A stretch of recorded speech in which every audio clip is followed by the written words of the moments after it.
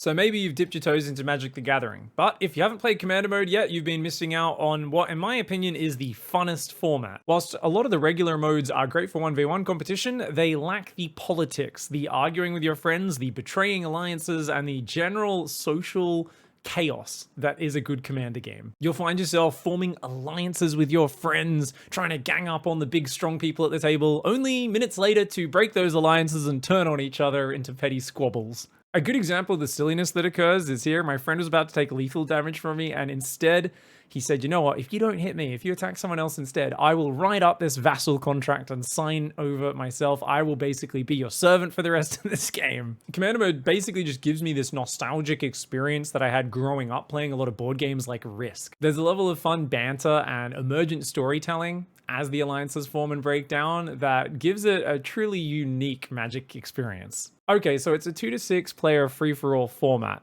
but that's not the only thing that makes this format so special. First off, you have a commander card. It's essentially a hero that your entire deck is built around. You use their colors. You have to use the colors that are in it or colorless, and you essentially want to synergize your entire deck around this commander. The commander isn't something you have to draw. It always sits in the command zone, and you can play it from there for its regular mana cost or an extra 2 mana cost each time you recast it. So even if it keeps getting knocked back to the graveyard or exiled, it doesn't go there. It goes straight back to the command zone. So you can essentially, technically, you could play it every single turn. It's always something that is completely consistent. Here's a good example of how it works with the Eowyn pre-built deck that I've been using here with the recent Lord of the Rings set. Basically, Eowyn spawns an endless army of human knights. I mean, she's summoning 2/2 knights with trample and haste whenever a human enters the battlefield under your command. You combine that with a bunch of other human entering the battlefield effects. You've got Baragond with +1/1 and vigilance to everyone when a human enters the battlefield. Eomer entering the battlefield with +1/1 for every human you control. Not to mention Faramir, where as long as you're the monarch, create 2 1/1 knight tokens. You end up just flooding the board with a ton of token knights. And you can kind of see that's what this whole deck is built around. You have 40 life in a game of Commander. However, there is a special win condition. So not only can you obviously choose which player you want to attack in a game of Commander every turn. It's not like you're attacking everyone at once. But there's a special win condition where if you get 21 damage with your Commander to any specific opponent, that will also do lethal damage. We call that Commander damage, and you tally that up separately just to keep track of it. And that's a separate win condition. One of the biggest changes from the other formats, and my favorite, is the deck size. It is 2.5 times larger than a normal 40 card deck at 100 cards. Add to this the singleton rule. You may only have a single copy of each card in the deck. No repeats except for basic lands. This means the deck is way more varied than a lot of decks you're going to find, for instance, in a constructed format. This is not one where there's any reliable draws. It's so different every single game you play. You can play 10 games in a row, you're going to draw completely different cards. The one thing that's consistent that still gives it a cohesive experience, though, is your commander. Like we said before, it can be played at any time. So you've always got that commander ability. So as long as everything in your deck kind of synergizes with that, you've got this one kind of anchoring thing that basically centers the format of the deck. Rather than having reliable draws and certain things that you're like, oh, I really need to draw this card, you're playing every game adapting to whatever the deck gives you, and I feel like it just gives you so much replayability. Even with just one pre-built commander deck like this, you could play so many games without ever getting bored. I feel like generally this all adds together to make it a slightly less cutthroat environment. Because of this, it's an amazing format to get your friends into if they haven't played Magic before or they've only played a little bit, and maybe yourself are, wanting to get into the game more yourself. Commander is the best way to turn this into a classic kind of tabletop social experience. For me, I end every game with a smile on my face, even though I very rarely actually win.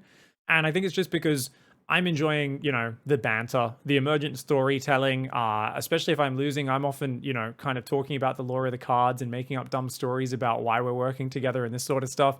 Even, win or lose, trying to do your part to make an alliance breakdown or to try and knock a player out that's been bullying everyone at the table is so much fun. You also get combos that are disgusting, like so powerful. I think disgusting is the only word I can use to describe it. So I had this game the other day. I keep referencing this Eowyn deck because that's the one I've been playing with in the new set.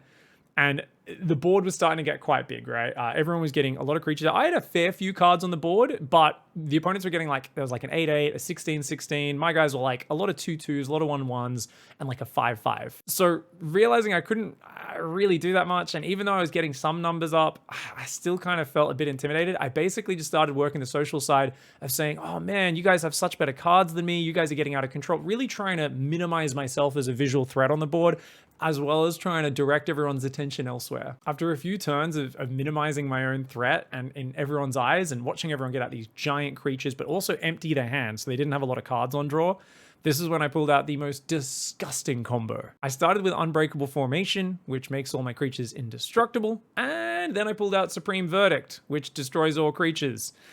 A classic board clearance, but I actually didn't have to clear all my own creatures before doing it. Clearing massive build-ups from 3 players at once while preserving my own.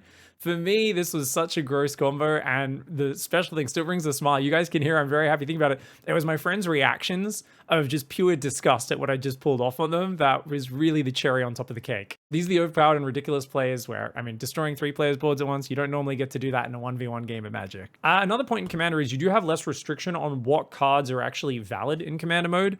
So essentially, you can go back into the old days and bring all sorts of cool cards in that you basically are illegal in a lot of other formats. I was thinking about with this Eowyn deck, what would synergize perfectly with it.